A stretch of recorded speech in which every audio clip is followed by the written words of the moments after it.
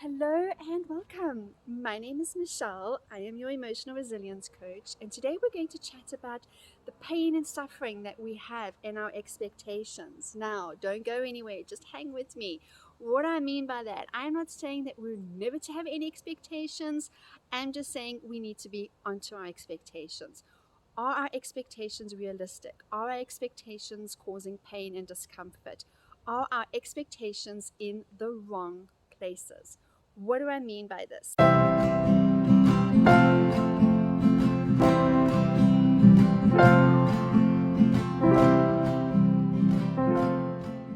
So recently, I coached a client who was very upset with her friends. And what often happens is your brain will start to get a thought, and like thoughts will be attracted to it, and it will go down this train of disaster. So what her brain did was she had sent a message to a friend, and it took her friend 2 days to respond to her, and she felt like this was too long. This was hurtful. She had gone through feelings of rejection through this time. She had felt a little bit abandoned by her friend through this time. And while she was thinking about this, she started thinking, well, you know what? Actually, I have another friend who I haven't heard from in a really long time. I wonder what I've done to upset her. Or has my husband done something to upset her family? Or how have we upset them now? Because as family friends, we haven't heard from each other in a couple of months. What is going on? And you know what? Actually, this friend, the way she showed up at my birthday last year was really inappropriate. Is she actually really a friend? Because she really wasn't happy and she was sulky the whole time and she was taking the focus away and everybody was focusing on her. And you can see how this brain just runs away with itself, how these trains of thoughts just go full force in the wrong direction. And the reason why I say it's the wrong direction is because it doesn't leave us feeling good. We feel salty and we feel bad and we feel uncomfortable. And our brains make up all sorts of stories about why our friends are like this. And the worst is when we make it mean something about us, because then we sit in this place of shame. Oh, you know what? I deserve this. Or this just makes sense because I've never been good with friends. You know, we tell ourselves these stories, or I've just been rejected and abandoned my whole life. And why would it be different now? And can you see how it just takes us down this road of pain and suffering, places we don't need to be in? And it becomes really, really dark. Now, what I suggested, and this is a suggestion that I have for you, is you want to come up with a mantra that is going to stop that train of thought from happening. And if there's nothing that is true, it is people are going to be who they are. People are not going to be like us. They're not going to show up like us. They're not going to respond like us. When we run away, we're like, you know what, I wouldn't have done it that way. And we kind of jump into this place of being a little bit judgy, a little bit of critical. And what we do is we take our own life experiences, we take where we are at, we take our lenses, and we put it on them. And that's why judging is just so dangerous, because we don't know. We don't know what they're going through. We don't know what they're thinking. We don't know what they're feeling. We just don't know. And we assume so much.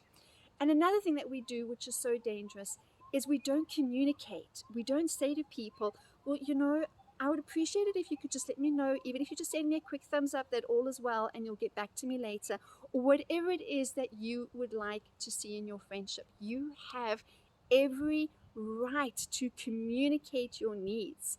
And that's where I say you don't have to have no expectations.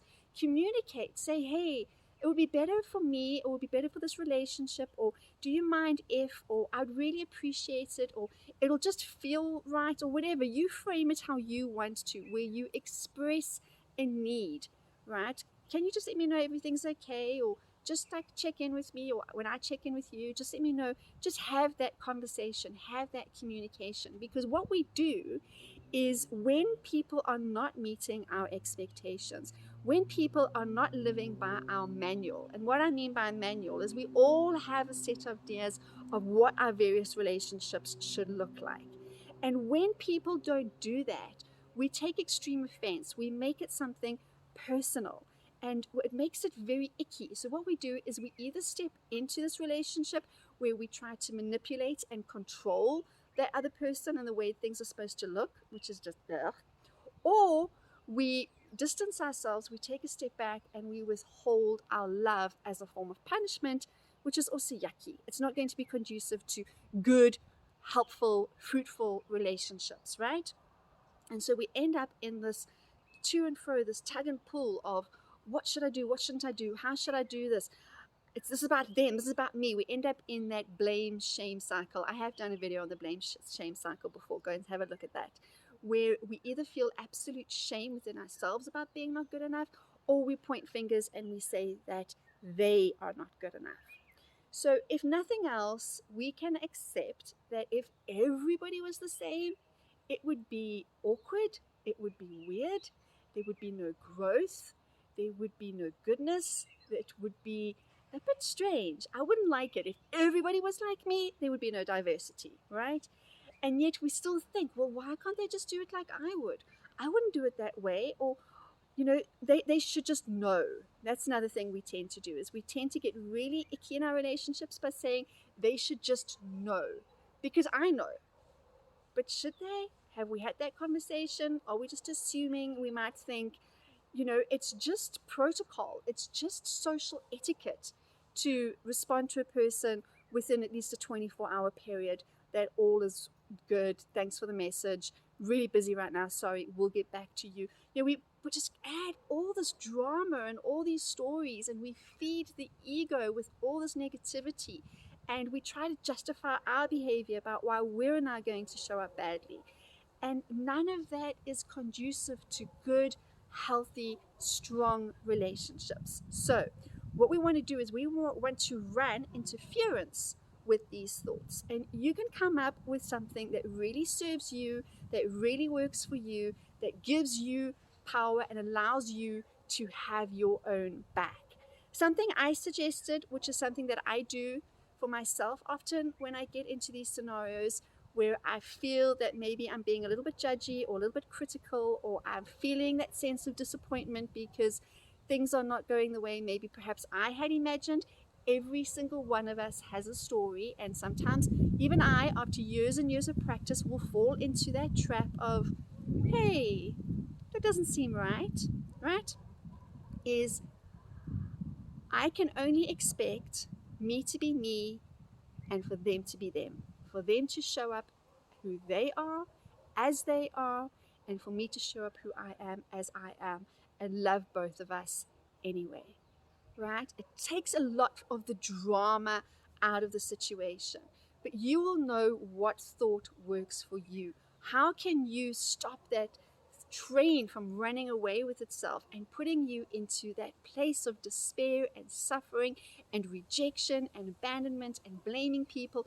It's our thoughts, guys. It's our thoughts that do this to us, and we want to stop them in their tracks. So get out a piece of paper and write some ideas and think of good, positive ways that you can stop that train from running away with itself. All I can expect is for them to show up as they are. That allows them the space to be who they are. Me to show up the way I am. I can't expect them to be like me or respond like me. That's just unfair on everybody, because then they should expect me to be like them and show up like them, and I can't be anybody but who I am, right? You're going to want to kind of make peace with all of that and get to something really short and quick that you can cling on to, and you can put that to rest so the train doesn't run away with itself. Let people be who they are. Let me be who I am, and I'm going to choose to love them and me anyway. Let me know if you feel that is so much more peaceful, that settles you, and that doesn't make you want to run away crying or screaming or shouting or raging against the world, or all these other things that we do where we just add to our own suffering. If this resonates with you, please do hit like, subscribe, the notifications button.